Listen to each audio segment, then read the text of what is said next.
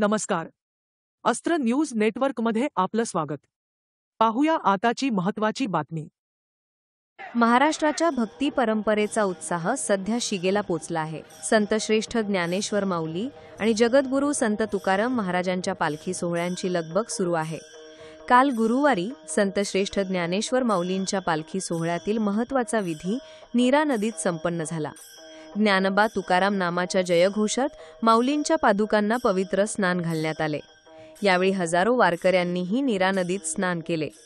स्नानानंतर पालकमंत्री शंभूराज देसाई आणि खासदार उदयनराजे भोसले यांच्यासह मान्यवरांनी सातारा जिल्ह्यात पालखीचे उत्साहात स्वागत केले.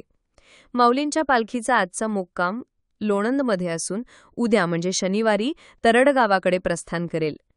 याच मार्गावर चांदोबांचा लिंब येथे पहिले उभे रिंगण होणार आहे. दरम्यान जगद्गुरू संत तुकाराम महाराजांच्या पालखीचे आज बारामतीत आगमन झाले. आज पालखीचा मुक्काम बारामतीत असणार असून उद्या शनिवारी काटेवाडी येथे मेंढ्यांचे रिंगण पार पडेल. Bureau report, ANN news network, Pune.